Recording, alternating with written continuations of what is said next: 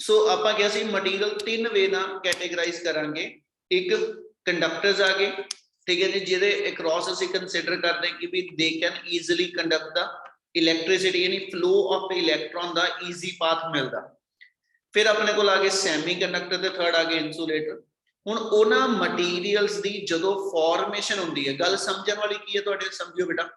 मैनू आ एक solid material उन्हें हाथ च फड़ाता कोई, वो कहता जी चेक करो ये कंडक्टर आ, इंसुलेटर आ, Sami conductor.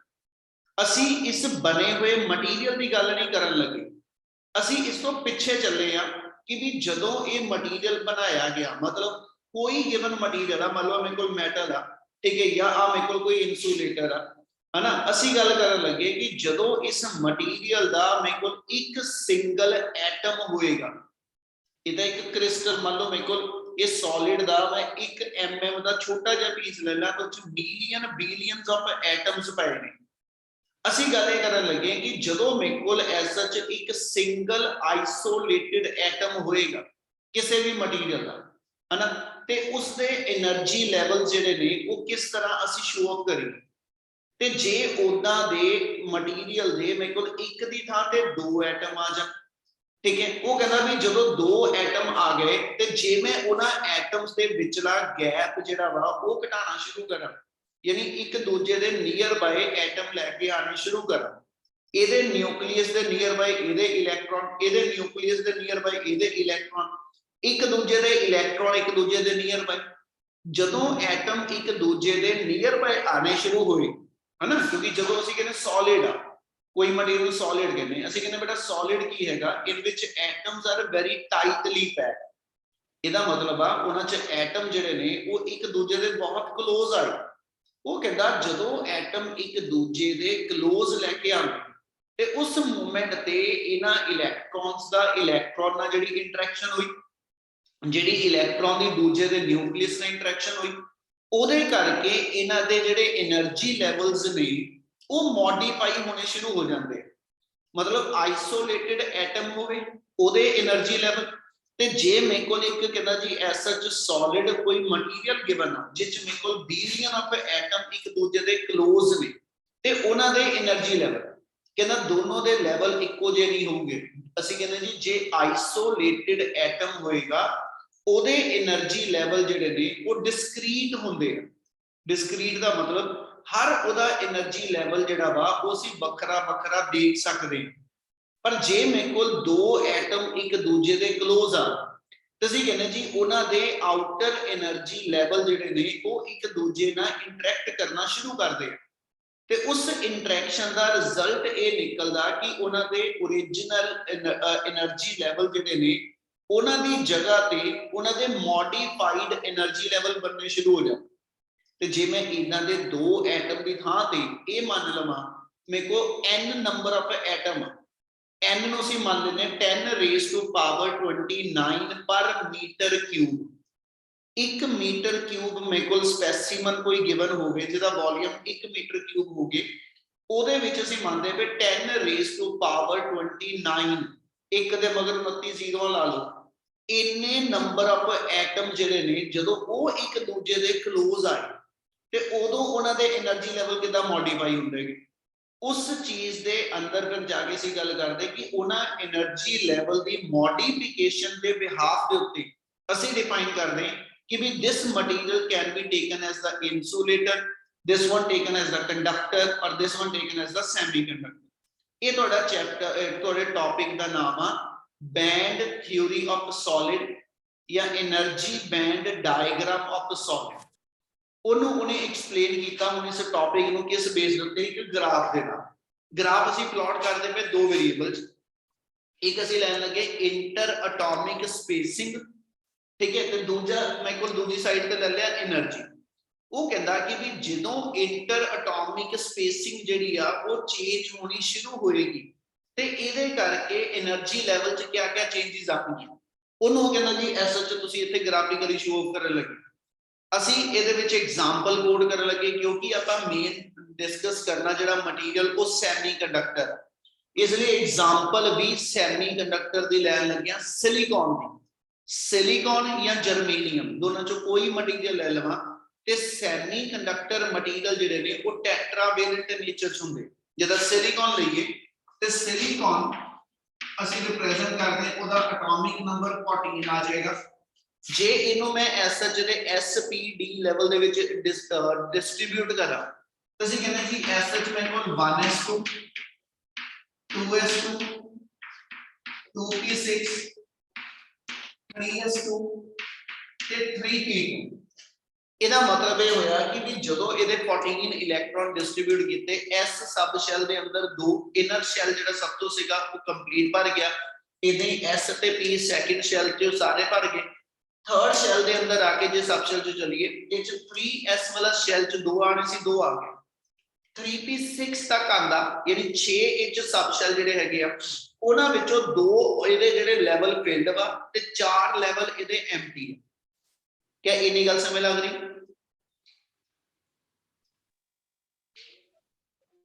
Yes, sir. Yes, sir. सो सिलिकॉन का केस ले लिया, ਇਹਦੇ ਜਰਮੇਨੀਅਮ ਹੋਵੇ ਤੇ ਤਾਂ ਵੀ ਉਹਦੇ ਵਿੱਚ ਟੈਟਰਾਵੇਲੈਂਟ ਆ ਯਾਨੀ ਉਹਦੇ ਲਾਸਟ ਸ਼ੈਲ ਦੇ ਵਿੱਚ ਮੇਰੇ ਕੋਲ 4 ਲੈਵਲ ਫਿਲਡ ਹੈ। ਤੇ ਜਿਹੜਾ ਥਰਡ ਸ਼ੈਲ ਹੁੰਦਾ ਜਿਹਦਾ ਕੇ ਐਲ ਐਮ ਜੇ ਅਸੀਂ ਥਰਡ ਸ਼ੈਲ ਆਖਰੀ ਸ਼ੈਲ ਬਣੇ ਤੇ ਇਹ ਚ 8 ਜਿਹੜੇ ਇਲੈਕਟ੍ਰੋਨ ਫਿਲ ਹੋ ਸਕਦੇ। ਉਹ ਕਹਿੰਦਾ ਜੀ ਆਊਟਰ ਸ਼ੈਲ ਦੇ ਵਿੱਚੋਂ ਜਿਹੜੇ 8 ਮੇਰੇ ਕੋਲ ਲੈਵਲ ਆਣੇ ਆ, 8 ਵਿੱਚੋਂ 4 ਲੈਵਲ ਮੇਰੇ ਕੋਲ ਜਿਹੜੇ ਫੀਲਡ ਆ ਇੱਕ ਸਿਲੀਕਨ ਐਟਮ ਦੇ 4 ਲੈਵਲ ਫੀਲਡ ਵਾ ਤੇ 4 ਲੈਵਲ ਐਮਟੀ। ਯਾਨੀ ਜੇ ਮੈਂ ਇਤੋਂ ਲਵਾਂ ਤੇ 3p6 ਦੇ ਹਿਸਾਬ ਨਾਲ ਦੋ ਭਰੇ ਆ ਲੈਵਲ ਤੇ 4 ਲੈਵਲ p ਦੇ ਹਜੇ ਐਮਟੀ ਪਏ। ਉਹ ਕਹਿੰਦਾ ਇਹਦਾ ਮਤਲਬ ਇਹ ਹੋਇਆ ਇੱਕ ਸਿੰਗਲ ਸਿਲੀਕਨ ਐਟਮ ਹੋਵੇ ਉਹਦੇ ਆਊਟਰ ਸ਼ੈਲ ਦੇ ਵਿੱਚੋਂ 4 ਲੈਵਲ ਐਮਟੀ ਨੇ ਤੇ 4 ਲੈਵਲ ਫਿਲਡ ਨੇ। ਤੇ ਜੇ ਮੈਂ ਇਹਨੂੰ ਐਸ ਸੱਚ ਰਿਪਰੈਜ਼ੈਂਟ ਕਰਾਂ ਇਸ ਐਟਮ ਨੂੰ ਹਨਾ ਤੇ ਇਹਦੀ ਆ ਮੇਰੀ ਰਿਪਰੈਜ਼ੈਂਟੇਸ਼ਨ ਇਲੈਕਟ੍ਰੋਨਿਕ ਕਨਫੀਗਰੇਸ਼ਨ ਦੀ ਆ। ਉਹ ਕਹਿੰਦਾ ਮੰਨ ਲਓ ਅਜ਼ਿਊਮ ਕਰ ਲਓ ਤੁਹਾਡੇ ਕੋਲ ਇਦਾਂ ਦੇ ਦੋ silicon atom when they come close to each other ਉਹਨੂੰ ਅਸੀਂ ਇਦਾਂ ਦਿਖਾਉਣ ਲੱਗੇ ਕਿ ਜੇ ਸਿਲੀਕਨ ਦਾ ਨਿਊਕਲੀਅਸ ਆ ਗਿਆ, ਪਹਿਲਾ ਸ਼ੈਲ ਆ ਗਿਆ, ਦੂਜਾ ਸ਼ੈਲ ਆ ਗਿਆ, ਤੀਜਾ ਸ਼ੈਲ ਆ ਗਿਆ। ਪਹਿਲੇ ਚ 2 ਆ ਗਏ, ਦੂਜੇ ਚ 8 ਆ ਗਏ, ਠੀਕ ਹੈ ਜੀ, ਤੇ ਤੀਜੇ ਚ 4 ਆ ਗਏ। ਇਦਾਂ ਹੀ ਇੱਕ ਸੈਕਿੰਡ ਮੇਰੇ ਕੋਲ ਜਿਹੜਾ ਸਿਲੀਕਨ ਦਾ ਐਟਮ ਆ ਗਿਆ ਉਹਦੇ ਵਿੱਚ ਵੀ ਮੇਰੇ ਕੋਲ ਇਸੇ ਵੇ ਨਾਲ 2 8 4 ਆ ਗਏ। ਉਹ ਕਹਿੰਦਾ ਜੀ ਜਦੋਂ ਇਹ ਐਸਾ ਚ ਇੱਕ ਦੂਜੇ ਤੋਂ ਐਟਮ ਇੱਕ ਸਫੀਸ਼ੀਐਂਟ ਡਿਸਟੈਂਸ ਤੇ ਹੈ, ਜਦੋਂ ਇਹਨਾਂ ਵਿੱਚ ਦਾ ਡਿਸਟੈਂਸ ਮੇਰੇ ਕੋਲ ਕੁਆਇਟ ਲਾਰਜ ਹੋਏਗਾ ਤਾਂ ਅਸੀਂ ਕਹਿੰਦੇ ਜੀ ਉਸ ਮੂਵਮੈਂਟ ਤੇ ਇਹਨਾਂ ਲੈਵਲਸ ਦੇ ਅੰਦਰ ਕਿਸੇ ਟਾਈਪ ਦੀ ਆਪਸ ਵਿੱਚ ਕੋਈ ਇੰਟਰੈਕਸ਼ਨ ਨਹੀਂ ਹੋਏਗੀ। ਯਾਨੀ ਜਿਹੜੇ ਇਹਨਾਂ ਦੇ ਇਲੈਕਟ੍ਰੋਨਸ ਨੇ when they are far apart from one another at that moment there is no modification of the energy level because there is no interaction of the electrons with one another। ਇਸ ਚੀਜ਼ ਨੂੰ ਅਸੀਂ graph 'ਚ ਕਿੱਦਾਂ ਦਿਖਾ ਰਹੇ ਆ, ਮੰਨ ਲਓ origin ਆ ਗਿਆ, ਅਸੀਂ ਅਸਿਊਮ ਕਰ ਲਿਆ ਕਿ ਇੱਕ ਐਟਮ ਇਹਨਾਂ ਦੋਨਾਂ ਦੇ ਵਿੱਚੋਂ origin ਤੇ ਪਿਆ ਤੇ ਇੱਕ ਐਟਮ ਇਹਨਾਂ ਵਿੱਚੋਂ ਇੱਥੇ ਕਿਸੇ ਪੁਆਇੰਟ ਤੇ ਪਿਆ। ਯਾਨੀ ਆ ਅਸੀਂ ਸ਼ੋ ਅਪ ਕਰਨ ਲੱਗੇ ਕਿ ਦੋ ਐਟਮ ਦੇ ਵਿਚਲਾ ਮੇਰੇ ਕੋਲ ਜਿਹੜਾ ਇੰਟਰ ਐਟੋਮਿਕ ਗੈਪ ਆਇਆ ਸੋ ਇਹਨੂੰ ਡਿਫਰੈਂਟ ਪੁਆਇੰਟ ਦਿੰਦੇ ਜਾਵਾਂਗੇ ਜਿਹਦਾ ਇੱਥੇ ਅਸੀਂ ਲੇਬਲ ਕਰ ਦਿੰਦੇ ਕਿ ਵੀ ਆ ਮੇਰੇ ਕੋਲ ਐਸ ਐਚ ਕਹਿੰਦਾ ਕਿ ਤੁਸੀਂ ਇਦਾਂ ਕਰਕੇ ਡਿਸਟੈਂਸ ਲੇਬਲ ਕਰਦੇ ਜਾਓਗੇ। ਆ ਪੁਆਇੰਟ ਦਾ ਨਾਮ ਮੰਨ ਲਓ ਡੀ ਤੱਕ ਹੈ, ਠੀਕ ਹੈ। ਇੰਟਰ ਐਟੋਮਿਕ ਸਪੇਸਿੰਗ ਦਾ ਸਿੰਬਲ ਆਰ ਰੱਖ ਲਿਆ, ਜਿਹਦੀਆਂ ਡਿਫਰੈਂਟ ਵੈਲਿਊਜ਼ ਲੈਂਦੇ ਚੱਲਾਂਗੇ। ਅਸੀਂ ਕਹਿੰਦੇ ਕਿ ਵੀ ਜਦੋਂ ਮੇਰੇ ਕੋਲ ਦੋ ਐਟਮ ਦੇ ਵਿਚਲੀ ਜਿਹੜੀ ਸਪੇਸਿੰਗ ਹੈ ਉਹ ਮੋਰ ਦੈਨ ਡੀ ਹੋਏਗੀ। ਮੋਰ ਦੈਨ ਡੀ ਦਾ ਮਤਲਬ ਜਿੰਨਾ ਵੀ ਆ ਡੀ ਤੱਕ ਦਾ ਗੈਪ ਆ, ਠੀਕ ਹੈ, ਇਹਦੇ ਤੋਂ ਜ਼ਿਆਦਾ ਦੂਰ ਇੱਕ ਦੂਜੇ ਤੋਂ ਐਟਮ ਪੈ। ਉਹ ਕਹਿੰਦਾ ਜੀ when the atoms are very far apart from one another ਤੇ we said there is no interaction between the ਕਹਿੰਦਾ ਜੀ atoms of the two ਕਹਿੰਦਾ ਜੀ silicon यानी there is no interaction between the electrons of ਕਹਿੰਦਾ ਜੀ one another ਹੈ, ਠੀਕ ਹੈ। ਇਸ ਮੂਵਮੈਂਟ ਦੇ ਇਹ ਇੰਨਾ ਕਿ ਜ਼ਿਆਦਾ ਗੈਪ ਹੈਗਾ ਕਿ ਵੀ ਇੱਕ ਦੂਜੇ ਦੇ ਇਲੈਕਟ੍ਰੋਨ ਕੋਈ ਵੀ ਇੱਕ ਦੂਜੇ ਨੂੰ ਇੰਟਰੈਕਟ ਨਹੀਂ ਕਰਦਾ। ਪਰ ਜਦੋਂ ਕੋਈ ਇੰਟਰੈਕਸ਼ਨ ਨਹੀਂ ਤੇ atom will behave as an isolated atom ਤੇ their energy levels are taken to be discrete in nature. मतलब एटम अपने आप च इंडिपेंडेंट हैगा, ਉਹਦਾ ਕਿਸੇ ਨਾਲ ਕੋਈ ਰਿਸ਼ਤਾ ਹੈ ਨਹੀਂ, ਕਿਸੇ ਨਾਲ ਉਹਦਾ ਕੋਈ ਲੈਣ ਦੇਣ ਹੈ ਨਹੀਂ ਤੇ ਉਹਦੇ ਆਪਣੇ ਜਿਹੜੇ એનર્ਜੀ ਲੈਵਲਸ ਨੇ ਐਸ ਲੈਵਲ, ਪੀ ਲੈਵਲ, ਡੀ ਲੈਵਲ, ਉਹ ਸਾਰੇ ਦੇ ਸਾਰੇ ਉਹਨਾਂ ਦੀ એનર્ਜੀ ਇੰਡੀਪੈਂਡੈਂਟ ਅਸੀਂ ਸ਼ੋ ਅਪ ਕਰਾਂਗੇ। क्या ਇੰਨੀ ਗੱਲ ਸਮਝ ਲੱਗੀ ਜੀ? Yes, sir. Yes, sir. चलो उस तो बाद आप एक पॉइंट मार्क कर देते हैं ਇੱਥੇ ਅਸੀਂ ਦਿਖਾਉਣ ਲੱਗੇ ਪੁਆਇੰਟ ਦਾ ਨਾਮ ਰੱਖ ਦਿੰਦੇ ਹਾਂ C। ਲੈਟ ਮੀ ਸੇ ਕਿ ਤੁਸੀਂ ਆ ਐਟਮ ਤੁਸੀਂ ਮੰਨ ਲਿਆ ਜੀ ਇੱਥੇ ਜਿਹੜਾ ਪਿਆ ਉਹ ਸਟੇਸ਼ਨਰੀ ਹੈ, ਇੱਥੇ ਖੜਾ।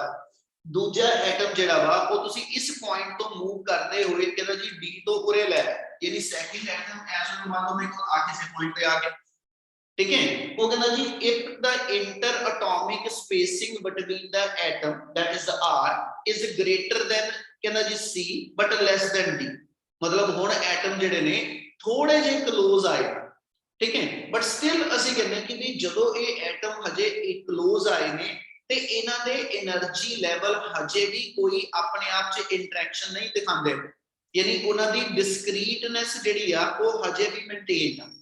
ਉਹਨੂੰ ਅਸੀਂ ਇੱਥੇ ਕਿੱਦਾਂ ਦਿਖਾਉਂਦੇ ਆ? 1s2 ਜਿਹੜਾ ਹੋਏਗਾ, ਯਾਨੀ ਜਿਸ 'ਚ s ਸਬ ਸ਼ੈਲ 'ਚ 2 ਇਲੈਕਟ੍ਰੋਨ ਆ, ਦੋਨੋਂ ਇਸ ਵੇਲੇ ਆਪਣੇ ਆਪ 'ਚ ਸੇਮ એનર્ਜੀ ਨੂੰ ਬਿਲੋਂਗ ਕਰੂਗੇ, ਸਿੰਗਲ ਲਾਈਨ ਨਾਲ ਸ਼ੋ ਕਰਦਾ ਹੈ। ਇਹਦੇ 2s ਲੈਵਲ ਜਿਹੜਾ ਹੋਏਗਾ, ਠੀਕ ਹੈ ਜੀ, ਜਿਹੜਾ 2p ਲੈਵਲ ਹੋਏਗਾ, ਜਿਹੜਾ 3s ਲੈਵਲ ਆ, ਜਿਹੜਾ 3p ਲੈਵਲ, ਉਹ ਕਹਿੰਦਾ ਇਹਦਾ ਮਤਲਬ ਆ ਕਿ ਇਹਨਾਂ ਦੀ એનર્ਜੀ ਦੇ ਅੰਦਰ ਕੋਈ ਚੇਂਜਸ ਨਹੀਂ ਆਣੀਆਂ, ਇਹ ਆਪਣੇ ਆਪ 'ਚ ਸਿੰਗਲ ਲਾਈਨ ਦੇ ਨਾਲ ਹੀ ਅਸੀਂ ਰਿਪਰੈਜ਼ੈਂਟ ਕਰਦੇ ਹਾਂ। ਸਟਿਲ ਜਦੋਂ ਗੈਪ ਜਿਹੜਾ ਵਾ R ਜਿਹੜਾ ਵਾ ਉਹ greater then C but less than D ਹੋਏ, ਮਤਲਬ ਤੁਸੀਂ ਇਹਦੇ ਇਨ ਬਿਟਵੀਨ ਆ ਗਿਆ, ਸਟਿਲ ਉਹ ਕਹਿੰਦਾ ਐਟਮਸ ਦੀ ਆਪਸ 'ਚ ਹਜੇ ਵੀ ਕੋਈ ਇੰਟਰੈਕਸ਼ਨ ਨਹੀਂ ਹੁੰਦੀ, ਹਜੇ ਵੀ ਐਟਮ ਇੱਕ ਦੂਜੇ ਤੋਂ ਦੂਰ ਆ, ਠੀਕ ਆ, ਜਿਹਦੇ ਕਰਕੇ ਇੱਕ ਦੂਜੇ ਦੇ ਇਲੈਕਟ੍ਰੋਨ ਦੀ ਆਪਸ 'ਚ ਕੋਈ ਇੰਟਰੈਕਸ਼ਨ ਨਹੀਂ ਆਏਗੀ, ਜਿਹਦੇ ਕਰਕੇ ਉਹਨਾਂ ਦੇ એનર્ਜੀ ਲੈਵਲ ਦੇ ਅੰਦਰ ਕੋਈ ਚੇਂਜਸ ਨਹੀਂ ਆਣਗੇ। But if the interatomic spacing yani R, if interatomic spacing is equal to C, ਜੇ interatomic spacing ਜਿਹੜੀ ਉਹ C ਦੇ ਬਰਾਬਰ ਆ ਗਈ, C ਮੰਨ ਲਓ ਇਸ ਵੇਲੇ ਦਾ ਗੈਪ ਮੰਨਦੇ ਕਿ ਵੀ ਇਹਦੇ ਇਲੈਕਟ੍ਰੋਨ ਤੇ ਇਹਦੇ ਇਲੈਕਟ੍ਰੋਨ ਜਿਹੜੇ ਨੇ ਇਹਨਾਂ ਵਿੱਚ ਇਸ ਵੇਲੇ ਜਿਹੜਾ ਗੈਪ ਆ ਉਹ ਇੰਨਾ ਕੁ ਹੋਣਾ ਸ਼ੁਰੂ ਹੋਇਆ ਕਿ ਇਹਨਾਂ ਦੇ ਆਊਟਰ ਸ਼ੈਲ ਦੇ ਜਿਹੜੇ ਇਲੈਕਟ੍ਰੋਨਸ ਨੇ ਇਹ ਇੱਕ ਦੂਜੇ ਨਾਲ ਇੰਟਰੈਕਟ ਕਰਨੇ ਸ਼ੁਰੂ ਹੋ ਗਏ। ਸਟਿਲ ਇਹਨਾਂ ਦੇ ਇਨਰ ਸ਼ੈਲ ਜਿਹੜੇ ਨੇ ਉਹ ਹਜੇ ਵੀ ਇੱਕ ਦੂਜੇ ਤੋਂ ਦੂਰ ਆ, ਯਾਨੀ ਉਹਨਾਂ ਦੇ ਜਿਹੜਾ ਆ ਅੰਦਰ ਵਾਲਾ ਫਸਟ K ਸ਼ੈਲ ਆ ਗਿਆ, ਆਪਣੇ ਕੋਲ L ਸ਼ੈਲ ਆ ਗਿਆ, ਅੰਦਰ ਵਾਲੇ ਜਿਹੜੇ ਸ਼ੈਲ ਹੈਗੇ ਸਬ ਸ਼ੈਲ ਹੈਗੇ ਆ ਉਹ ਹਜੇ ਵੀ ਇੱਕ ਦੂਜੇ ਤੋਂ ਬਹੁਤ ਪਰੇ, ਉਹਨਾਂ 'ਚ ਕੋਈ ਕਿਸੇ ਤਰ੍ਹਾਂ ਦੀ ਇੰਟਰੈਕਸ਼ਨ ਨਹੀਂ। ਪਰ ਆਊਟਰ ਸ਼ੈਲ ਦੇ ਜਿਹੜੇ ਇਲੈਕਟ੍ਰੋਨ ਨੇ ਇਹ ਇੱਕ ਦੂਜੇ ਨਾਲ ਇੰਟਰੈਕਟ ਕਰਨੇ ਸ਼ੁਰੂ ਹੋ ਗਏ। ਇਸ ਚੀਜ਼ ਨੂੰ ਅਸੀਂ ਇੱਥੇ ਇਦਾਂ ਦਿਖਾ ਦਿੰਦੇ ਕਿ ਵੀ ਜਿਹੜਾ ਮੇਰੇ ਕੋਲ 1s2 ਵਾਲਾ ਇਲੈਕਟ੍ਰੋਨ ਦੀ એનર્ਜੀ ਲੈਵਲ, ਜਿਹੜੇ 2s ਦੇ 2p6 ਦੇ, ਇਹਨਾਂ ਦੇ એનર્ਜੀ ਲੈਵਲ ਹਜੇ ਵੀ ਅਸੀਂ ਸਿੰਗਲ ਲਾਈਨ ਦੇ ਨਾਲ ਹੀ ਰਿਪਰੈਜ਼ੈਂਟ ਕਰਦੇ ਨੇ, ਇਹਨਾਂ ਦੀ ਆਪਣੇ ਆਪ 'ਚ ਸਿੰਗਲ ਲਾਈਨ ਹੀ ਹੈਗੀ, ਯਾਨੀ ਕੋਈ એનર્ਜੀ 'ਚ ਇਹਨਾਂ ਦੇ ਚੇਂਜ ਨਹੀਂ ਆ। ਪਰ ਜੇ ਮੈਂ 3s ਤੇ 3p ਲਵਾਂ ਤੇ ਉਹ 'ਚ ਮੈਨੂੰ ਇੱਕ ਚੀਜ਼ ਮਿਲਦੀ ਪਈ ਕਿ ਇਨੀਸ਼ੀਅਲੀ ਇਹਨਾਂ ਦੋਨਾਂ ਦੇ ਦੋਨੋਂ ਲੈਵਲ ਦੇ ਅੰਦਰ s ਔਰ p ਲੈਵਲ 'ਚ એનર્ਜੀ ਦਾ ਗੈਪ ਸੀਗਾ। 3s ਲੈਵਲ ਲੋ એનર્ਜੀ ਸਟੇਟ ਆ, 3p ਲੈਵਲ ਜਿਹੜਾ ਹਾਈ એનર્ਜੀ ਸਟੇਟ ਆ। ਉਹਨਾਂ ਤੁਸੀਂ ਮੰਨਿਆ ਕਿ ਮੇਰੇ ਕੋਲ ਕੁਝ ਐਸਐਚ એનર્ਜੀ ਗੈਪ ਹੈਗਾ ਸੀਗਾ, ਠੀਕ ਹੈ। ਪਰ ਜਦੋਂ ਤੁਹਾਡੇ ਐਸਐਚ ਦੋ ਐਟਮਸ ਦੇ ਵਿੱਚ ਦਾ ਗੈਪ ਜਿਹੜਾ ਵਾ ਉਹ C ਦੇ ਬਰਾਬਰ ਆਣਾ ਸ਼ੁਰੂ ਹੋਇਆ ਤੇ ਅਸੀਂ ਆਬਜ਼ਰਵ ਕੀਤਾ ਕਿ ਜਿਹੜਾ 3s ਦੇ ਅੰਦਰ ਦੋ ਇਲੈਕਟ੍ਰੋਨ ਪ੍ਰੈਜ਼ੈਂਟ ਆ, ਹੈਨਾ, ਉਸ ਮੂਵਮੈਂਟ ਤੇ ਆ ਕੇ ਤੇ 3p ਦੇ ਜਿਹੜੇ ਦੋ ਇਲੈਕਟ੍ਰੋਨ ਪ੍ਰੈਜ਼ੈਂਟ ਤੇ 4 ਲੈਵਲ ਖਾਲੀ ਆ, ਉਹ 8 ਦੇ 8 ਲੈਵਲ ਦੇ ਵਿੱਚੋਂ 4 ਲੈਵਲ ਜਿਹੜੇ ਨੇ ਜਿਹੜੇ ਫਿਲਡ ਤੇ 4 ਲੈਵਲ ਐਮਟੀ ਜਿਹੜੇ ਨੇ, ਹਨਾ, ਉਹਨਾਂ ਦੀ એનર્ਜੀ 'ਚ ਚੇਂਜਸ ਆਣੀਆਂ ਸ਼ੁਰੂ ਹੋ ਗਈਆਂ। ਉਹ ਕਹਿੰਦਾ 3s ਲੈਵਲ ਆਪਣੇ ਆਪ 'ਚ ਸਪਲਿਟ ਕਰ ਗਿਆ। ਜੇ ਅਸੀਂ ਇਹ ਮੰਨੀਏ ਕਿ ਸਿਰਫ ਦੋ ਐਟਮ ਆ, ਠੀਕ ਹੈ, ਆ 3s ਲੈਵਲ ਇੱਕ ਐਟਮ ਦਾ, ਆ 3s ਲੈਵਲ ਦੂਜੇ ਐਟਮ ਦਾ, ਇਹਦੇ 3s ਲੈਵਲ 'ਚ ਜਿਹੜੇ ਦੋ ਇਲੈਕਟ੍ਰੋਨ ਪਏ ਤੇ ਇਹਦੇ ਵਿੱਚ ਜਿਹੜੇ ਦੋ ਇਲੈਕਟ੍ਰੋਨ ਪਏ, ਹਨਾ, ਉਹਨਾਂ ਨੇ ਇੱਕ ਦੂਜੇ ਦੀ ਕਲੋਜ਼ਨੈਸ ਕਰਕੇ ਆਪਣੇ એનર્ਜੀ ਲੈਵਲਸ ਨੂੰ ਕਹਿੰਦਾ ਜੀ ਸਪਲਿਟ ਕਰਤਾ। ਮੈਨੂੰ ਇਦਾਂ ਕਹਿ ਦਿੰਦਾ ਜਿੱਦਾਂ ਆ ਇੱਕ ਸਿੰਗਲ ਲਾਈਨ ਆ ਤੇ ਇਹ ਖੁੱਲ ਕੇ ਆਪਣੇ ਆਪ 'ਚ ਦੋ એનર્ਜੀ ਲਾਈਨਾਂ ਜਿਹੜੀਆਂ ਨੇ ਉਹ ਬਣ ਗਈਆਂ, ਇੱਕ ਮੇਰੀ ਲੋ એનર્ਜੀ ਲਾਈਨ ਤੇ ਆ ਗਿਆ, ਇੱਕ ਹਾਈ, ਮਤਲਬ ਇਹਦੇ ਜਿਹੜੇ ਦੋ ਇਲੈਕਟ੍ਰੋਨ ਨੇ ਉਹਨਾਂ 'ਚੋਂ ਇੱਕ ਇਲੈਕਟ੍ਰੋਨ ਲੋ એનર્ਜੀ ਸਟੇਟ 'ਚ ਚਲਾ ਗਿਆ, ਇੱਕ ਇਲੈਕਟ੍ਰੋਨ ਹਾਈ એનર્ਜੀ ਸਟੇਟ 'ਚ ਚਲਾ ਗਿਆ, ਜਿਹਦੇ ਕਰਕੇ ਇੱਥੋਂ ਕਰਵ ਦਾ ਮੂੰਹ ਜਿਹੜਾ ਉਹ ਖੁੱਲਣਾ ਸ਼ੁਰੂ ਹੋ ਗਿਆ। ਯਾਨੀ 3s ਦੇ ਜਿਹੜੇ ਦੋ ਇਲੈਕਟ੍ਰੋਨ ਨੇ ਉਹਨਾਂ 'ਚੋਂ ਇੱਕ ਇਲੈਕਟ੍ਰੋਨ ਜਿਹੜਾ ਵਾ ਉਹ ਲੋ એનર્ਜੀ ਸਟੇਟ ਵੱਲ ਤੇ ਇੱਕ ਹਾਈ એનર્ਜੀ ਸਟੇਟ ਵੱਲ, ਇਹਦੀ ਜਿਹੜਾ 3p ਲੈਵਲ ਆ ਉਹਦਾ ਵੀ ਇੱਕ ਇਲੈਕਟ੍ਰੋਨ ਲੋ એનર્ਜੀ ਤੇ ਇੱਕ ਹਾਈ એનર્ਜੀ ਸਟੇਟ ਵੱਲ ਜਾਣਾ ਸ਼ੁਰੂ ਹੋਇਆ, ਜਿਹਦੇ ਕਰਕੇ ਇਹਨਾਂ ਐਟਮਸ ਦੇ ਵਿੱਚ ਜਿਹੜੇ એનર્ਜੀ ਲੈਵਲ ਆ ਆਊਟਰ ਸ਼ੈਲ ਵਾਲੇ 3s ਤੇ 3p ਵਾਲੇ, ਉਹ એનર્ਜੀ ਲੈਵਲ ਮੋਡੀਫਾਈ ਹੋਣੇ ਸ਼ੁਰੂ ਹੋ ਗਏ। और कहना जी ये मॉडिफिकेशन होंदी गई कदों तक, जदों तक आ पोजीशन जिहड़ी दिखाने पे जिवें इस दे कोरस्पोंडिंग चला आ पॉइंट आपां कोई मार्क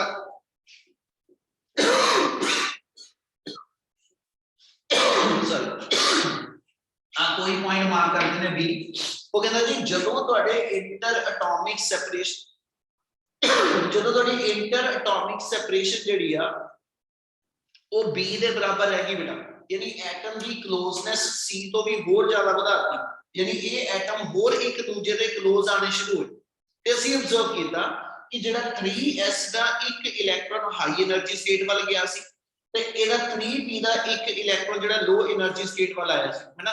ਇੱਕ ਸਿਚੁਏਸ਼ਨ ਆ ਗਈ ਜਦੋਂ ਇੱਕ ਦਾ ਹਾਈ એનર્ਜੀ ਸਟੇਟ ਤੇ ਦੂਜੇ ਦਾ ਲੋ એનર્ਜੀ ਸਟੇਟ ਉਹ ਆਪਸ ਵਿੱਚ ਮਿਕਸ ਹੋ ਗਏ। ਜਦੋਂ ਆ ਪੋਜੀਸ਼ਨ ਬਣੀ ਤੇ ਇਹਦਾ ਮਤਲਬ ਆ 3s ਤੇ 3p ਦੇ ਵਿੱਚ ਜਿਹੜਾ એનર્ਜੀ ਗੈਪ ਸੀਗਾ ਉਹ ਡਿਸਅਪੀਅਰ ਹੋ ਗਿਆ। ਇਸ ਪੁਆਇੰਟ ਤੱਕ ਆਂਦੇ ਆਂਦੇ ਉਹਨਾਂ ਚ એનર્ਜੀ ਲੈਵਲ ਦਾ ਜਿਹੜਾ ਗੈਪ ਸੀਗਾ ਉਹ ਡਿਸਅਪੀਅਰ ਹੋ ਗਿਆ। ਹੁਣ ਜੇ ਇਹਨਾਂ ਦੇ ਜਿਹੜੇ ਦੋ ਐਟਮ ਦੀ ਗੱਲ ਕਰਦਾ ਤੇ ਜੇ ਮੇਰੇ ਕੋਲ ਇਦਾਂ ਦੇ n ਐਟਮਸ ਹੋਣ, ਯਾਨੀ ਮੇਰੇ ਕੋਲ ਇਦਾਂ ਦੇ 10,000 ਐਟਮ ਹੋਣ ਜਿਹੜੇ ਇੱਕ ਦੂਜੇ ਦੇ ਕਲੋਜ਼ ਆਉਂਦੇ ਪਏ, ਕੋਈ ਨਾ ਇਦਾਂ ਤੇ 10,000 10 ਮਿਲੀਅਨ ਐਟਮ ਇੱਕ ਦੂਜੇ ਦੇ ਕਲੋਜ਼ ਆਉਂਦੇ ਹੋ ਤੇ ਕਹਿੰਦਾ ਜੀ ਉਦੋਂ ਕੀ ਹੋਏਗਾ। ਅਸੀਂ ਇਹ ਕਿਹਾ ਕਿ ਜਦੋਂ ਐਸਐਚ ਸਿਰਫ ਦੋ ਐਟਮ ਕਲੋਜ਼ ਆਏ ਨਾ ਤੇ ਇੱਕ ਲੈਵਲ ਦੋ ਪਾਰਟ ਚ ਟੁੱਟਿਆ ਤੇ ਜੇ ਮੇਰੇ ਕੋਲ ਐਸਐਚ ਇੱਥੇ ਇੱਕ ਦੋ ਇਲੈਕਟ੍ਰੋਨ ਦੀ ਦੋ ਐਟਮ ਦੀ ਥਾਂ ਤੇ 10 raise to power 29 atom close ਆਏ, ਮੰਨ ਲਓ 10,000 ਐਟਮ ਹੀ ਆਏ ਤੇ 10,000 ਐਟਮ ਜਦੋਂ ਇੱਕ ਦੂਜੇ ਦੇ ਕਲੋਜ਼ ਆਏ ਨਾ ਤੇ ਆ ਐਸ ਲੈਵਲ ਜਿਹੜਾ ਨਾ ਇਹ 10,000 ਨੂੰ 2 ਨਾਲ ਮਲਟੀਪਲਾਈ ਕਰ ਲਓ ਤੇ ਮੈਂ 20,000 ਟਾਈਮ ਇਹਦਾ ਮੂੰਹ ਖੁੱਲ ਜਾਣਾ, ਯਾਨੀ ਜਿੱਥੇ ਇੱਕ ਲੈਵਲ 2 ਚ ਟੁੱਟਿਆ ਉੱਥੇ ਇਹਨੇ 10,000 into 2 ਕਰਕੇ ਉਹਨੇ એનર્ਜੀ ਲੈਵਲ ਜਿਹਨੇ ਸਪਲਿਟ ਕਰ ਦੇਣਾ ਤੇ ਜੇ ਇਦਾਂ ਦੇ 10 raise to power 29 atom close ਆਏ ਉਹ ਕਹਿੰਦਾ ਇਹਦਾ ਮਤਲਬ ਹੋ ਗਿਆ ਇਤੋਂ ਮੇਰੇ ਕੋਲ ਜਿਹੜੇ ਲੈਵਲ ਟੁੱਟਦੇ ਜਾਣਗੇ ਆ ਲਾਈਨਾਂ ਮਾਰਦਾ ਪਿਆ, ਯਾਨੀ ਇਸ ਮੂਵਮੈਂਟ ਤੇ ਇਹਨੇ ਇੰਨੇ ਜ਼ਿਆਦਾ ਬੜੇ ਲੈਵਲਸ ਦੇ ਵਿੱਚ ਬ੍ਰੇਕ ਕਰ ਜਾਣਾ ਇਸ ਵੇ ਨਾਲ ਕਿ ਵੀ ਉਹ ਆਪਣੇ ਆਪ ਦੇ ਅੰਦਰ ਮੇਰੇ ਕੋਲ ਹਰ ਜਿਹੜਾ એનર્ਜੀ ਲੈਵਲ ਸੀਗਾ ਹਨਾ ਉਹ ਦੂਜੇ એનર્ਜੀ ਲੈਵਲ ਦੇ ਵਿੱਚ ਮਿਕਸ ਹੋਣਾ ਸ਼ੁਰੂ ਹੋ ਜਾਏ ਤੇ ਇਸ ਮੂਵਮੈਂਟ ਤੋਂ ਬਾਅਦ ਜੇ ਡਿਸਟੈਂਸ b ਤੋਂ ਘਟਦਾ ਤੇ ਆਹ ਰੀਜਨ ਜਿਹੜਾ ਵਿਚਲਾ ਹੋਏਗਾ ਇਹਦੇ ਇਨ ਬਿਟਵੀਨ ਕੁਝ ਗੈਪ ਰਹਿ ਜਾਏ, ਯਾਨੀ ਆਹ ਪੁਆਇੰਟ ਤੇ ਐਟਮ ਆ ਜਾਏ, ਯਾਨੀ ਹੁਣ distance between the atom b ਤੋਂ ਵੀ ਘਟ ਗਿਆ। ਉਹ ਕਹਿੰਦਾ ਜੀ ਜਦੋਂ ਡਿਸਟੈਂਸ b ਤੋਂ ਘਟ ਗਿਆ ਤੇ b ਅਬਜ਼ਰਵ ਆ ਗੈਪ ਦੇ ਅੰਦਰ ਆ ਕੇ ਜਿਹੜੇ ਮੇਰੇ 4n ਫਿਲਡ ਲੈਵਲ ਇੱਕ ਦੇ ਮਗਰ 4 ਫਿਲਡ ਤੇ 4 ਐਮਟੀ n ਐਟਮ ਦੇ 4n ਫਿਲਡ ਤੇ 4n ਐਮਟੀ ਤੇ ਜੇ n 10 ਰੇਜ਼ ਟੂ ਪਾਵਰ 29 ਇਹਦਾ ਮਤਲਬ 4 into 10 raise to power 29 filled electron level ਤੇ 4 into 10 raised to power 29 empty energy level ਇਸ ਰੀਜਨ ਦੇ ਅੰਦਰ ਆ ਕੇ ਉਹ ਸਾਰੇ ਇੰਟਰਮਿਕਸ ਹੋ ਜਾਣੇ, ਯਾਨੀ we never to be differentiate. ਇਸ ਵੇਲੇ ਤੁਸੀਂ ਦੱਸ ਸਕਦੇ ਸੀਗੇ ਕਿ ਵੀ S ਦੇ ਦੋ ਲੈਵਲ ਆ, ਦੋ ਸਬ ਸ਼ੈਲ ਆ, ਦੋਨੋਂ ਭਰੇ ਹੋਏ ਆ। P ਦੇ 6 ਮੇਰੇ ਕੋਲ ਲੈਵਲ ਸੀਗੇ, 6 ਦੇ ਵਿੱਚੋਂ 2 ਭਰੇ 4 ਖਾਲੀ ਹੋਏ ਔਰ ਇੱਕ ਦੂਜੇ ਨਾਲੋਂ ਉਹਨਾਂ ਦਾ એનર્ਜੀ ਗੈਪ ਹੈਗਾ ਸੀ। ਪਰ ਇਸ ਮੂਵਮੈਂਟ ਤੇ ਜਦੋਂ ਆ ਗੈਪ ਤੇ ਐਟਮ ਦੋ ਰਹਿ ਗਏ ਯਾਨੀ ਉਹਨਾਂ ਵਿਚਲਾ ਗੈਪ b ਤੋਂ ਵੀ ਘਟ ਗਿਆ ਤੇ b ਅਬਜ਼ਰਵ ਉਹ ਜਿੰਨੇ ਫਿਲਡ એનર્ਜੀ ਲੈਵਲ ਤੇ ਜਿੰਨੇ ਐਮਟੀ એનર્ਜੀ ਲੈਵਲ ਇਸ ਰੀਜਨ ਵੇਲੇ ਅਸੀਂ ਮੰਨਦੇ ਹਾਂ ਸਾਰੇ ਦੇ ਸਾਰੇ ਆਪਸ ਦੇ ਵਿੱਚ ਇੰਟਰਮਿਕਸ ਹੋ ਗਏ ਤੇ ਜਦੋਂ ਉਹਨਾਂ ਦੀ ਇੰਟਰਮਿਕਸਿੰਗ ਹੋ ਗਈ ਤੇ we never to be differentiate ਅੱਜ ਦਾ ਬਣਾਉਣਾ ਪਿਆ we never to be differentiate out of these which level is to be filled with electron and which one is to be the empty energy level। ਉਸ moment ਤੇ ਇਹਨਾਂ ਦੀ mixing ਜਿਹੜੀ ਆ ਹਨਾ ਉਹਦੇ ਬਿਹਾਫ ਤੇ ਅਸੀਂ ਨਹੀਂ ਡਿਫਰੈਂਸ਼ੀਏਟ ਕਰ ਪਾਵਾਂਗੇ ਕਿਹੜਾ ਸਾਡਾ એનર્ਜੀ ਲੈਵਲ ਫਿਲਡ ਵਾ ਤੇ ਕਿਹੜਾ એનર્ਜੀ ਲੈਵਲ ਐਮਟੀ ਤੇ ਜੇ ਮੈਂ ਉਹਨਾਂ ਐਟਮਸ ਨੂੰ ਇਸ ਤੋਂ ਵੀ ਜ਼ਿਆਦਾ ক্লোਜ਼ ਲੈ ਕੇ ਆਵਾਂ, ਜਦੋਂ ਇਹਨਾਂ ਐਟਮਸ ਨੂੰ ਅਸੀਂ ਇਸ ਤੋਂ ਵੀ ਜ਼ਿਆਦਾ ক্লোਜ਼ ਲੈ ਕੇ ਆਈਏ, ਮੰਨ ਲਓ ਆ ਇਸ ਮੂਮੈਂਟ ਤੇ ਕੋਈ ਪੁਆਇੰਟ ਦਾ ਨਾਮ ਦੇ ਦਿਓ b ਡੈਸ਼। ਹੁਣ ਇਹ ਮੰਨਦੇ ਪਏ ਕਿ ਜੇ ਦੋ ਐਟਮ ਦੇ ਵਿਚਲਾ ਗੈਪ b ਡੈਸ਼ ਦੇ ਬਰਾਬਰ ਹੈਗਾ ਯਾਨੀ r ਦੀ ਵੈਲਿਊ b ਡੈਸ਼ ਦੇ ਬਰਾਬਰ ਹੈਗੀ ਤੇ ਆ ਮੈਨੂੰ ਪੋਜੀਸ਼ਨ ਇਹ ਸ਼ੋ ਕਰਦੀ ਕਿ ਨਾਓ ਵਾਟ ਹੈਪਨ ਕਿ ਵੀ ਐਟਮਸ ਦੇ ਅੰਦਰ ਦੀ ਕਲੋਜ਼ਨੈਸ ਜਦੋਂ ਵਧੀ ਆ ਹਨਾ ਤੇ ਜਿਹੜੇ ਮੇਰੇ 4n ਐਮਟੀ એનર્ਜੀ ਲੈਵਲ ਤੇ ਜਿਹੜੇ 4n ਫਿਲਡ એનર્ਜੀ ਲੈਵਲ ਨਾਓ ਅਗੇਨ ਉਹ ਇੱਕ ਦੂਜੇ ਨਾਲੋਂ ਸੈਪਰੇਟ ਹੋਣੇ ਸ਼ੁਰੂ ਹੋਣ ਲੱਗੇ। ਉਹ ਕਹਿੰਦਾ ਜੀ ਹੋਏਗਾ ਕਿ ਅੱਗੇ ਇਧਰੋਂ P ਵਾਲੇ ਲੈਵਲ ਦੀ ਗੱਲ ਜੇ ਮੈਂ ਸੋਚਾਂ, P ਚ ਭਰੇ ਲੈਵਲ ਵੀ ਸੀਗੇ 2 ਤੇ 4 ਖਾਲੀ ਵੀ ਸੀਗੇ, ਤੇ ਇਕੱਠੇ ਉਹਨਾਂ ਸਾਰਿਆਂ ਦੀ એનર્ਜੀ ਸੇਮ ਸੀਗੀ। 3p6 ਹੁੰਦਾ, ਇਹ ਮੰਨ ਲਓ ਜੋ 2 ਭਰੇ ਵਾਲੇ ਲੈਵਲ ਦੀ એનર્ਜੀ ਤੇ 4 ਖਾਲੀ ਵਾਲੇ ਲੈਵਲ ਦੀ એનર્ਜੀ ਸੇਮ ਸੀ। ਪਰ ਹੁਣ ਇਸ ਮੂਵਮੈਂਟ ਤੇ ਇੱਥੇ ਕੀ ਹੋ ਜਾਏਗਾ ਕਿ ਜਦੋਂ ਗੈਪ B' ਤੋਂ ਵੀ ਘਟਦਾ, ਉਸ ਇਨਸਟੈਂਟ ਤੇ ਆ ਕੇ जिन्हें फिल्ड एनर्जी लेवल यानी 4 into 10 raised to power 29 ਜਿਹੜੇ ਫਿਲਡ એનર્ਜੀ ਲੈਵਲਸ ਆ ਹਨਾ, ਉਹ ਸਾਰੇ ਦੇ ਸਾਰੇ ਤੁਹਾਡੇ ਕੋਲ ਲੈਵਲ ਜਿਹੜੇ ਨੇ, ਜਿਹੜੇ 4 into 10 raised to power 29 filled energy level ਆ, ਉਹਨਾਂ ਸਾਰੇ ਫਿਲਡ એનર્ਜੀ ਲੈਵਲਸ ਨੇ, ਠੀਕ ਹੈ ਜੀ, ਆਪਣੇ ਆਪ ਨੂੰ ਲੋ એનર્ਜੀ ਸਟੇਟ ਚ ਲੈ ਜਾਣਾ। ਅਸੀਂ ਇੱਕ ਪ੍ਰੋਪਰਟੀ ਜਾਣਦੇ ਕਿ electron always to be stable in a low energy state. Electron ਹਮੇਸ਼ਾ ਗਰਾਊਂਡ ਸਟੇਟ ਚ ਸਟੇਬਲ ਹੈ, ਕਿਉਂਕਿ ਗਰਾਊਂਡ ਸਟੇਟ ਦੇ ਅੰਦਰ ਉਹਦੀ એનર્ਜੀ ਮਿਨੀਮਮ ਹੁੰਦੀ। ਸੇਮ ਉਹੀ ਚੀਜ਼ ਇੱਥੇ ਹੋਏਗੀ ਕਿ ਜਿਹੜੇ ਤੁਹਾਡੇ 4n ਫਿਲਡ એનર્ਜੀ ਲੈਵਲਸ ਆ ਹਨਾ, ਆ ਸਾਰੇ ਦਾ ਸਾਰਾ ਇੱਕ ਪੋਰਸ਼ਨ ਬਣਨਾ ਸ਼ੁਰੂ ਹੋ ਜਾਂਦਾ, ਤੇ ਜਿੰਨੇ ਵੀ ਫਿਲਡ ਇਲੈਕਟ੍ਰੋਨਿਕ એનર્ਜੀ ਲੈਵਲਸ ਆ ਉਹ ਆਪਣਾ ਇੱਕ ਗਰੁੱਪ ਬਣਾ ਲੈਂਦੇ, ਤੇ ਜਿੰਨੇ ਵੀ ਐਮਟੀ એનર્ਜੀ ਲੈਵਲਸ ਨੇ ਉਹ ਸਾਰੇ ਦੇ ਸਾਰੇ ਆਪਣਾ ਇੱਕ ਗਰੁੱਪ ਬਣਾ ਲੈਂਦੇ। ਯਾਨੀ ਇੱਕ ਤਰ੍ਹਾਂ ਐਟਮ ਦੀ ਕਲੋਜ਼ਨੈਸ ਜਦੋਂ ਹੋਰ ਵਧੀ ਤੇ ਉਹਨਾਂ ਦੇ ਵਿੱਚ ਐਟਮਸ ਨੇ ਆਪਣੇ એનર્ਜੀ ਲੈਵਲ ਜਿਹੜੇ ਰੀਅਰੇਂਜ ਕਰਨੇ, ਔਰ ਉਸ ਰੀਅਰੇਂਜਮੈਂਟ ਦੇ ਅੰਦਰ ਇੱਕ ਗਰੁੱਪ ਆਫ એનર્ਜੀ ਲੈਵਲ ਹੋਏਗਾ ਜਿਹੜੇ ਇਲੈਕਟ੍ਰੋਨ ਫੀਲਡ ਹੋਣਗੇ, ਇੱਕ ਗਰੁੱਪ ਆਫ એનર્ਜੀ ਲੈਵਲ ਹੋਏਗਾ ਜਿਹੜੇ ਐਮਟੀ એનર્ਜੀ ਲੈਵਲਸ ਹੋਣਗੇ।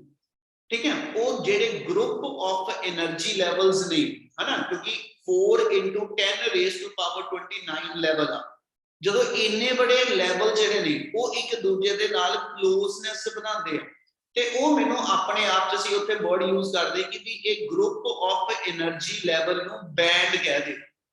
ਅਸੀਂ ਕਹਿੰਦੇ ਜੀ ਫਿਰ ਬੈਂਡ ਫਾਰਮੇਸ਼ਨ ਸ਼ੁਰੂ ਹੋ ਜਾਂਦੀ, ਤੇ ਜਦੋਂ ਬੈਂਡ ਫਾਰਮੇਸ਼ਨ ਹੁੰਦੀ ਆ, ਉਸ ਬੈਂਡ ਫਾਰਮੇਸ਼ਨ ਦੇ ਅੰਦਰ ਦੋ ਤਰ੍ਹਾਂ ਦੇ ਬੈਂਡ ਬਣਦੇ ਆ ਕਿਸੇ ਵੀ ਸੋਲਿਡ ਦੇ ਅੰਦਰ।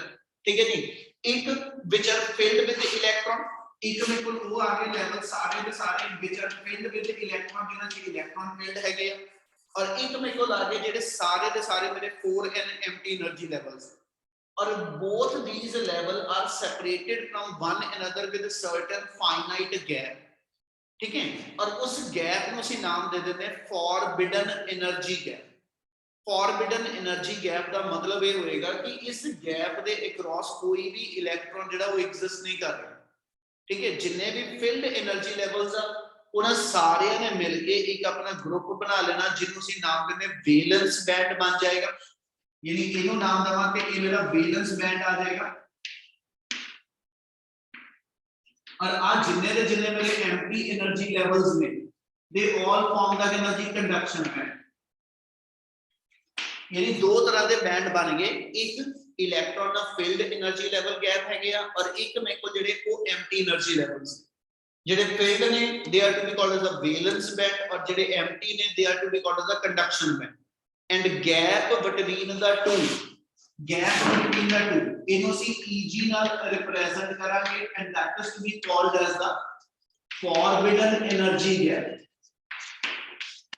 और इस forbidden energy gap ਦੀ ਬੇਟਾ ਵੈਲਿਊ ਹੋਏਗੀ ਜਿਹੜੀ ਸਾਨੂੰ ਇਹ ਡਿਫਾਈਨ ਕਰੇਗੀ ਕਿ ਗਿਵਨ ਮਟੀਰੀਅਲ ਨੂੰ ਤੁਸੀਂ ਇਨਸੂਲੇਟਰ ਟ੍ਰੀਟ ਕਰਨਾ, ਕੰਡਕਟਰ ਟ੍ਰੀਟ ਕਰਨਾ ਜਾਂ ਸੈਮੀਕੰਡਕਟਰ ਟ੍ਰੀਟ ਕਰਨਾ।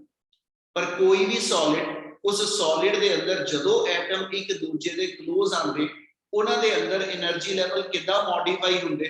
ਠੀਕ ਹੈ ਜੀ, ਉਹਨੂੰ ਅਸੀਂ ਐਸਾ ਜਿਸ ਡਾਇਗਰਾਮ ਦੇ ਅੰਦਰ ਕਹਿ ਲਓ, ਬੈਂਡ ਡਾਇਗਰਾਮ ਦੇ ਅੰਦਰ ਉਹਨੂੰ ਆਪਾਂ ਇੱਕ ਸ਼ੋ ਕੀਤਾ ਹੈ। ਠੀਕ ਹੈ, ਔਰ ਜੇ ਇਹਨਾਂ ਵਿਚਲਾ ਅਸੀਂ ਹੁਣ ਅੱਗੇ ਗੱਲ ਲਾਸਟ ਕੰਪਲੀਟ ਕਰੀਏ, ਜੇ ਐਟਮ ਹੋਰ ਕਲੋਜ਼ ਆ ਜਾ ਤੇ ਕਹਿੰਦਾ ਜੀ ਉਸ ਮੂਮੈਂਟ ਤੇ ਅਸੀਂ ਇੱਥੇ ਕੀ ਦਿਖਾਤਾ ਕਿ ਵੀ ਆਹ ਲੈਵਲ ਜਿਹੜਾ ਇਹਨਾਂ ਦੇ ਵੀ ਮੂੰਹ ਖੋਲ ਕੇ ਦਿਖਾਤਾ, ਮਤਲਬ ਕਿ ਜੇ ਤੁਹਾਡੇ ਕੋਲ ਐਟਮ ਦੀ ਕਲੋਜ਼ਨੈਸ ਇੰਨੀ ਜ਼ਿਆਦਾ ਵੱਧ ਗਈ, ਇੰਨੇ ਜ਼ਿਆਦਾ ਕਲੋਜ਼ ਆ ਗਏ ਕਿ ਜਿਹੜੇ ਇਨਰ એનર્ਜੀ ਲੈਵਲ ਸੀਗੇ ਹਨਾ ਉਹ ਵੀ ਫਿਰ ਸਪਲਿਟ ਹੋਣੇ ਸ਼ੁਰੂ ਹੋ ਜਾਂਦੇ।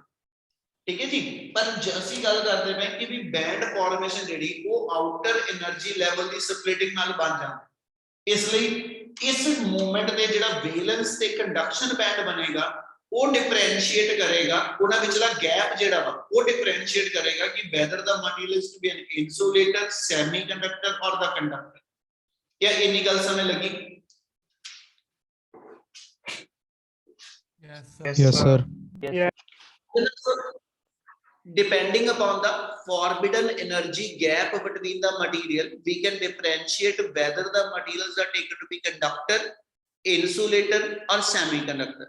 ਉਹਦੇ ਬਿਹਾਫ ਤੇ ਉਹਨੇ ਫਿਰ ਆਪਾਂ ਨੂੰ ਇਦਾਂ ਕਿਹਾ ਕਿ ਜਦੋਂ ਤੁਸੀਂ ਐਸਾ ਜਿਹਨਾਂ ਦਾ ਇੰਟਰ ਐਟੋਮਿਕ ਸੈਪਰੇਸ਼ਨ ਮੇਜਰ ਕਰਦੇ ਹੋ, ਠੀਕ ਹੈ, ਜਦੋਂ ਇਹਨਾਂ ਦੀ ਇੰਟਰ ਐਟੋਮਿਕ ਸੈਪਰੇਸ਼ਨ ਅਸੀਂ ਮੇਜਰ ਕਰਦੇ ਹਾਂ,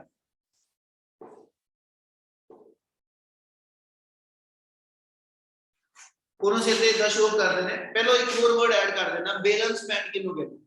ਉਹ ਕਹਿੰਦਾ ਕਿ wellness band is that group of energy level which are completely filled with electrons, ਠੀਕ ਹੈ, ਯਾਨੀ ਜਿਹੜੇ ਫਿਲਡ એનર્ਜੀ ਲੈਵਲਸ ਨੇ ਆਊਟਰ ਸ਼ੈਲ ਦੇ, ਹਨਾ, ਉਹਨਾਂ ਦੇ એનર્ਜੀ ਲੈਵਲ ਦਾ ਜਿਹੜਾ ਗਰੁੱਪ ਹੋਏਗਾ ਉਹਨੂੰ ਅਸੀਂ ਨਾਮ ਦਿੰਦੇ ਹਾਂ ਇਹ ਵੈਲੈਂਸ ਬੈਂਡ।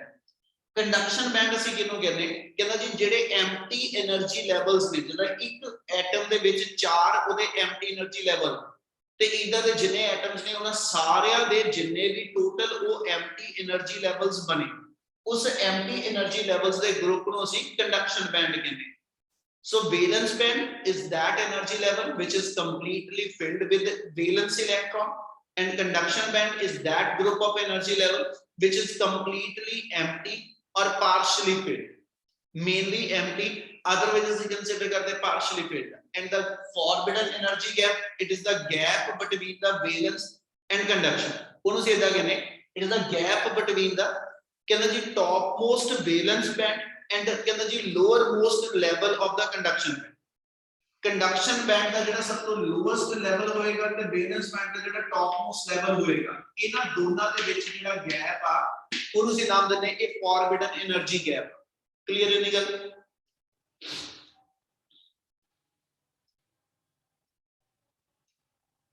ਇਨਾ ਕਲੀਅਰ?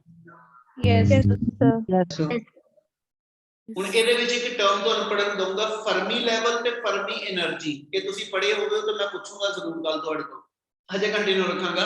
ਹੁਣ ਕਹਿੰਦਾ ਜੀ ਇਹਨਾਂ ਮਟੀਰੀਅਲਸ ਦੇ ਵਿਚਲਾ ਤੇ ਜਿਹੜਾ ਗੈਪ ਆ ਉਹ ਡਿਫਰੈਂਸ਼ੀਏਟ ਕਰਦਾ ਮਟੀਰੀਅਲ ਨੂੰ ਕੰਡਕਟਰ ਇਨਸੂਲੇਟਰ ਦੀ ਫਾਰਮ। ਉਹ ਚ ਉਹਨੇ ਡਿਫਾਈਨ ਕੀਤਾ ਕਿ ਵੀ ਜੇ ਮੇਰੇ ਕੋਲ ਐਸ ਸੱਚ ਜਿਹੜਾ ਕੰਡਕਸ਼ਨ ਬੈਂਡ ਹੋਏਗਾ, ਇਸ ਵੇਲੇ ਸ਼ੋ ਕਰ ਦਾਂਗੇ ਕੰਡਕਸ਼ਨ ਤੇ ਵੈਲੈਂਸ ਬੈਂਡ ਨੂੰ,